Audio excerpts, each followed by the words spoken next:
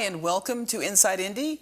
I'm your host, Kelly Vaughn, and on this show, we address a lot of the issues in our community, and I couldn't think of another person in our city who would know more about what's happening out there. He's down in the trenches, he's out there talking to people in the community, hearing their voices, and I wanted him to share his voice on Inside Indy today. He is Harold Bell. We call him HB. And he is the owner and operator, the CEO, the president of RadioNext.tv. Well, hello, Kelly. Welcome to the show. Well, thank you for having me. I'm your biggest fan. So. Oh, and you're my hero in the community, and I appreciate everything that you're doing.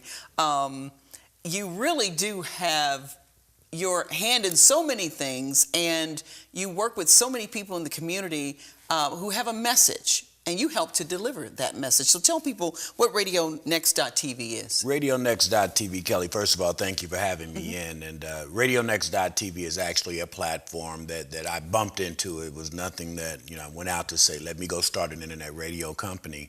But I do have a nonprofit organization, the Community Rural Nonprofit. The acronym for RURAL is Reading, Understanding, Learning, and Education. 11 years ago, when I went into the nonprofit world, I met so many vibrant people, so many people who were really trying to convey good programs and messaging, but it seemed like they could do it in their little box, and after that, no one else knew or heard what was going on. And in continuing to do this, I kept meeting all these diamonds in the community. And in 2011, I had the opportunity to start an internet radio show. I was really unfamiliar with what internet radio was. I just knew I had a platform now where I could go speak to the people, about the people, from the people. And so I started this show. As a little boy, I was born 11 pounds, some odd ounces, and they called me Jumbo. So this persona that I grew up with was Jumbo. I said, what better way to do my internet radio show than to call it Jumbo Love, which really means better than big, bigger than better. We're going to continue to do just good work, good news, positive information as much as we can. So the opportunity arose May 28th, 2011, and we're coming up on 6 years now of branding the all community all the time message. And I started inviting some of those warriors out there in the trenches that I met who were doing great community work with our youth, great community work with seniors, educational programs that were taking place in the transition from the industrial age to the information age. And, and so I started saying, okay, let me invite these people in on my show. Little did I know I was being set up. God was setting me up to build another medium. As we were transferring from traditional mainstream television, traditional terrestrial radio sites. This medium that we have now is so advanced and so far-reaching that I just started inviting those organizations in, and it started building on top of itself. And people were calling me now, wanting to come in to talk about their When they start to call you, something's happening. So they started wanting to be on the program, and I started airing on a real peculiar time slot, 8 a.m. to 12 p.m. on Saturday morning, because it was the only time I had free where I could really say, let me go do it. The guy at the time who owned the station said, HB, you sure you want to come in at 8 o'clock on Saturday morning? I said, well, this is the only time I have, and I'll make it work if it's supposed to work. And lo and behold, 6 years come May the 27th, the Jumbo Love Show of spreading this love and spreading this awareness and galvanizing the community has morphed kind of like into 18 internet radio shows covering ranges from everything from our seniors to diabetes to mental health awareness to veterans issues. And so we now just practice all community all the time in our platform. When we're not talking about those issues, you can listen to some of the best smooth jazz, cool groove music available. And that's where we are. All right, that's where we are. And the topics that you mentioned earlier, mental health issues, you talked about the sickle cell issue, diabetes, oh my gosh, awareness. And I assume that changes over time, because you said 6 years. What's plaguing our community right now? What hits you in the gut? For me, being an African-American male, what plagues me the most about my community is that we really lack quality information to make sound decisions. And then when we get the quality information, we don't have anybody that looks like us, talks like us, walks like us to administer a lot of the services we need. For instance, autism. We have more kids who are diagnosed with autism at birth, but then when it's time to go see someone to treat us, there's only 1% of African Americans in the field to treat autism. So when you have the fear of not knowing, and then the fear of who am I going to see that doesn't look like me, now we have people who are unwilling to even seek the information or seek the help. So my job, and I tell you, the Creator has made me do this job. How can I get this information, learn how to filter it to my community in a way that they hear it where it's palatable, to make it less threatening, and then say, hey, it's okay to go get this help. It's okay to have this issue. You're not the only one who have been sexually abused. You're not the only one who has a person in your family who is addicted to drugs. So, now when people know that, hey, it's not me, I'm not the only one, and there is a place to get help. And I understand now what this guy is talking about on the side of how I need to get some help. Now, obviously, we have a very diverse audience. So somebody listening to you say that might wonder, well, why would someone need that message coming from somebody who's like them? Why is that the case? I think, Kelly, that the number one issue we have in our society is the fear of not knowing. I have met so many people, all colors, all creeds, all genders. After you get to know someone, about 95% of us are about the same. We might have a little difference in what we like to eat. We might have a little difference in the clothes we wear, but we're pretty much the same. I have never been to a hospital and heard them say, let me have a pint of African-American blood or a pint of Korean blood. You go get your blood from the hospital, you're going to get type O, type A, whatever that type is what you're going to get. Right. So after we break down the myths and the stereotypes of who we are as a culture, it's easy now to start to relay messaging, and most culture dynamic is built on fear, just the unknown.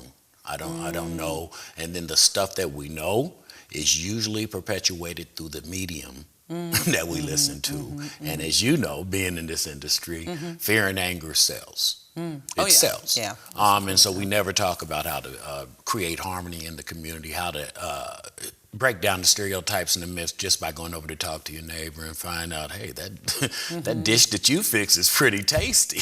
Right, let's do that next Thursday. Yeah. And so I just think that we're just limited by fear.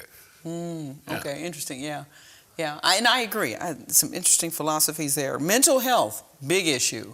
Super big issue. And the stigma attached to it is, and especially as you say, in the African American community, that didn't happen. I think that for the longest it's been pushed that mental health issues are something to be embarrassed about, instead of much like if you have a cold, you go get some medications to help your cold, or if you break your arm, you go get a cast to fix your arm. Well, sometimes we become fractured. Most of these mental health issues are from birth. For instance, you don't go ask to get autism. You're born and you have genetic symptoms. You don't ask to be schizophrenic or bipolar. It's nothing that it has to do with race. It's nothing that has to do with your situation. It is a chemical imbalance, and it is treatable, but you have to know what it is and diagnose it and then get the proper treatment for it. For some reason, the African American community, we've been taught that somebody's crazy, or there's something that you did to make this happen. And when that happens, we will like to push it in the closet. And I use the example all the time. We'll be at Thanksgiving dinner and somebody will say, oh, that's just Jimmy. Well, no, that's not just Jimmy. This is somebody's family. This is somebody in every family who is dealing with this mental health issue, and we're not getting the help to make Jimmy productive, to make Jimmy have a better life, because Jimmy's fractured. And if we learn that depression is this, bipolar is this, schizophrenia is this, and here's how we treat it, we'll be okay. But first we have to open up the door of awareness and let people know it's okay.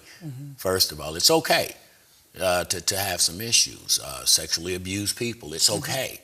But if you don't talk about it and mention it, then you're going to keep going into this cycle of trying to forget what happened, and then you'll do some things that won't be productive in your life. So first, let's make it okay. When you consider all the conversations that you hear that come through your internet radio shows, What's ailing people the most? I think what's ailing people the most is that there is a definite backdrop painting of racial tension that we never get to. We never talk about the tension of racism, what it's done to a population. We never get to the entitlement issues of white America. A lot of white America who don't even know that they're doing it. They're innocent. And I do want to say this. I think that the same problem that plagued the African American community, which is naivete, is the same thing that plagues the white community. I think 95, 99% of the white community are just great people. But if you've been conditioned, you do what you've been conditioned to. And I know that, we're on television, but I use small analogies, and I like to say, if someone gave you X amount of dollars every week, they gave you a car, they gave you this, they gave you that, and then all of a sudden they put the brakes on and said, hey, we can't give you that anymore because it's been wrong. And you're going to ask yourself, why is that wrong if you were born into that? This is what I've been getting. This is what I've been doing. Entitlement is just like this. Slavery is just like that. If you've been used to something over and over and over again, you're not being facetious or being mean-spirited. This is what you know. Right. Culture is what we know. And that's the reason people have fear, because when they have to break out of what they know, they have to learn something new.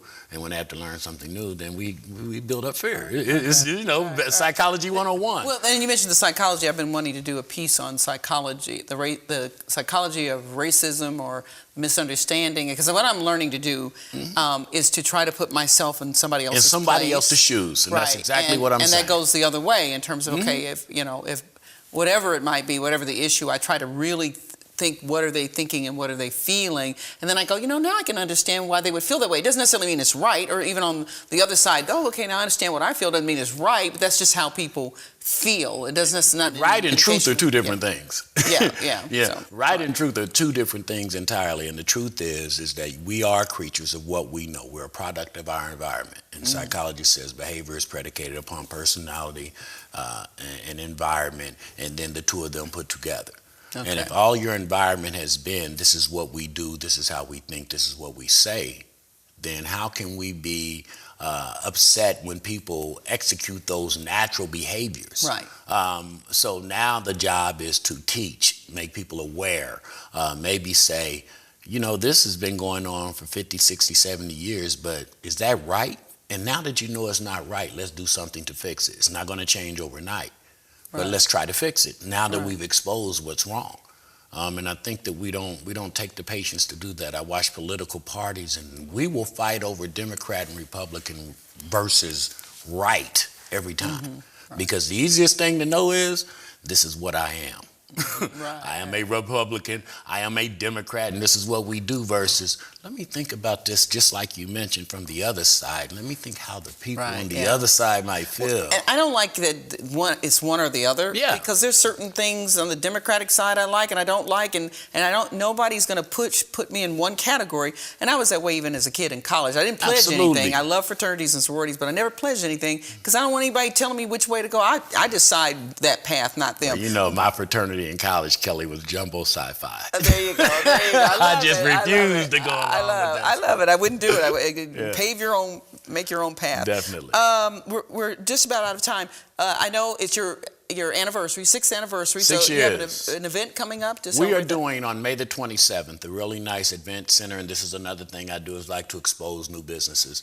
My dear friend Verita Maddox, you know her, and Sharon Murph, they actually operate the East 34th Street Conference Center and Event Center.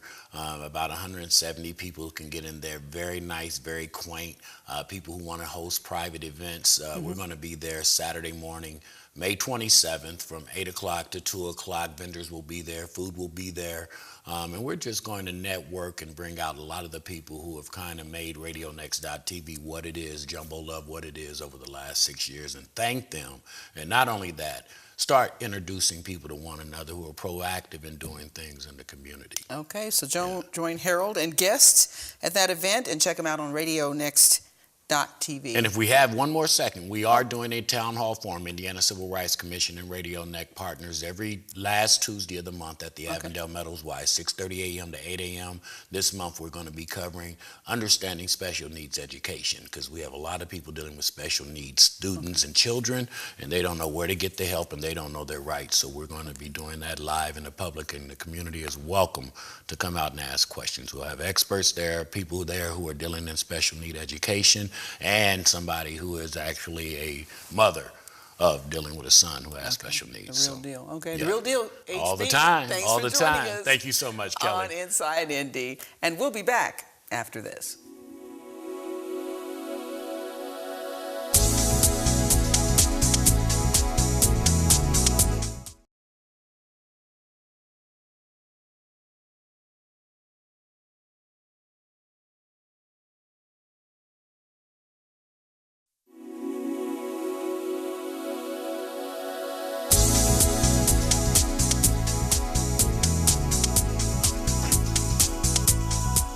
And we're back, and in this segment of Inside Indy, everything you've ever wanted to know about Alzheimer's, but we're afraid to ask. We have the answers to sometimes scary questions about this ailment. Joining us is Kristen Jenkins. She is the Information and Referral Manager for the Alzheimer's Association of Greater Indiana. Welcome to Inside Indy. Thank you for having us. I can't imagine there being anybody out there who does not know what Alzheimer's is, but just in case. You would be surprised.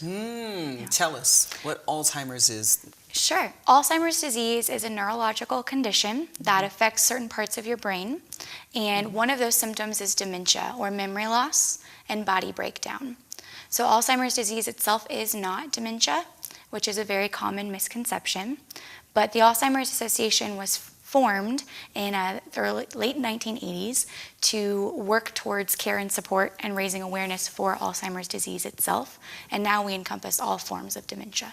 Now, I'm a little confused because you say there's Alzheimer's and dementia. It is as a part of it, or is a combination of the body failing is what defines Alzheimer's? That is correct. So with traditional dementia, you see more memory loss rather than organ failure.